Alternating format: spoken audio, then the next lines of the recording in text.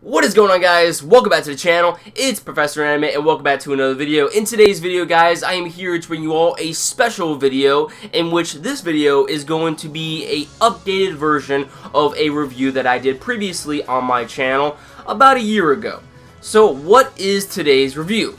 Today's review is going to be the updated version of my review of Spice and Wolf Volume 1. So why am I doing this exactly? Why exactly am I reviewing this volume again? Well, the last review that I did in the past wasn't really that bad. I actually did a good job at explaining what was contained within Volume 1 of Spice and Wolf. However, the quality is not really the best. It's really not that appealing. So that is why I'm doing a redone version of that review.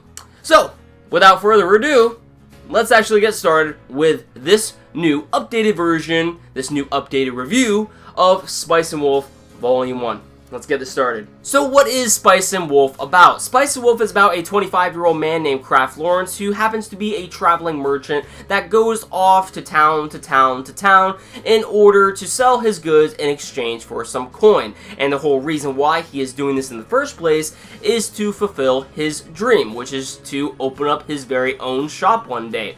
Now, being a traveling merchant and all is quite hard on Lawrence, as it is very lonesome.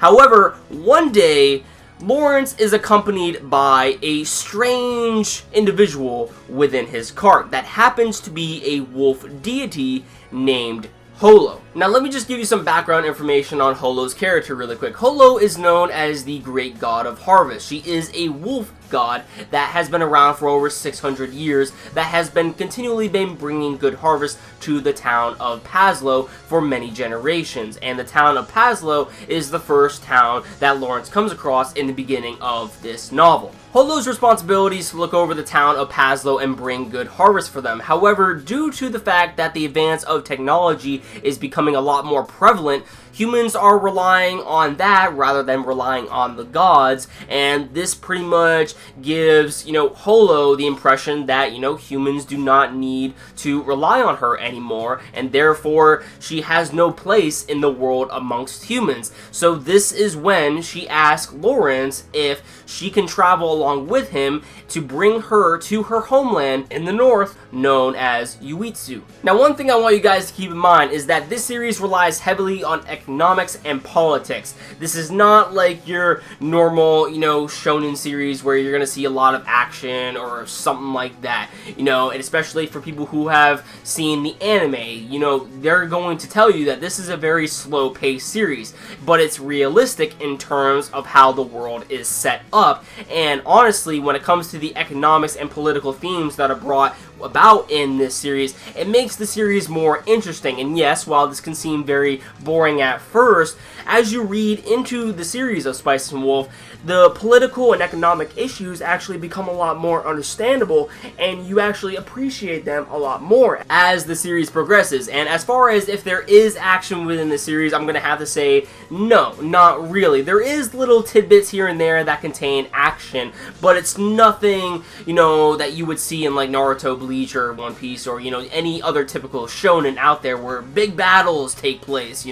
No, this is a series that is really realistic and relies on the economic and political issues in order to drive the story forward. And while yes, there is little tidbits of action, the main action that takes place within this series is how manipulation can take place. We see Lawrence, trying to barter with other merchants in this series and try to get a compensation out of them, and this is where, morals start to take place as well as, manipulation. One thing I also want to let you guys know is that when it comes to Spice and Wolf, the first volume introduces a character right at the very beginning called Yare. Now, Yare is actually the same character who plays as Chloe in the anime version of Spice and Wolf. Technically, they are the same character. They just, have different names and are different genders. But yeah, I just wanted to point that out just in case if there was anyone who actually, has seen the anime to Spice and Wolf and then coming to the light novel, they're like, yo, where's Chloe at?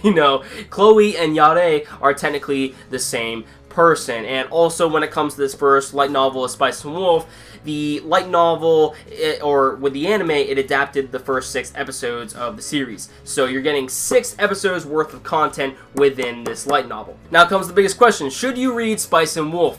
Yes, you should definitely pick up Spice and Wolf. At least give it a try. Give the first volume a try. If you don't like the first volume, there's no harm in not, continuing the series anymore. It might just not be for you. But when it comes to Spice and Wolf, definitely give this series a try. You have a unique world that is set up in a Victorian England style world in which you have unique characters, and you have a unique sort of premise to the series in which it revolves around economic and political issues, which to me is very unique and a lot more interesting compared to the rest of the light novels that we are currently getting. Simply put, it's just a lot of fun and a breath of fresh air, and it's definitely a series that I want to continue reading and actually find out what other adventures Lawrence and Holo go upon and how exactly the series ends up concluding by the 17th volume.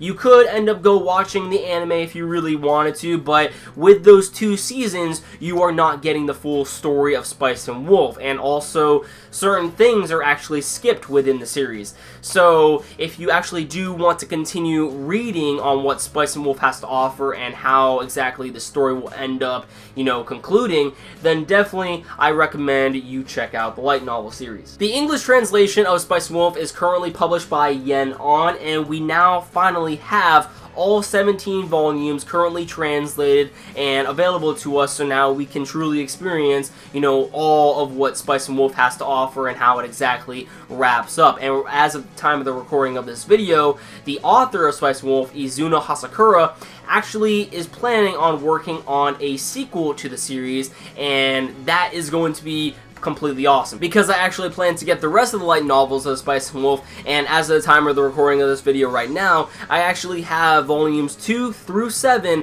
of Spice and Wolf currently being shipped to me right now, and I'll get those relatively soon.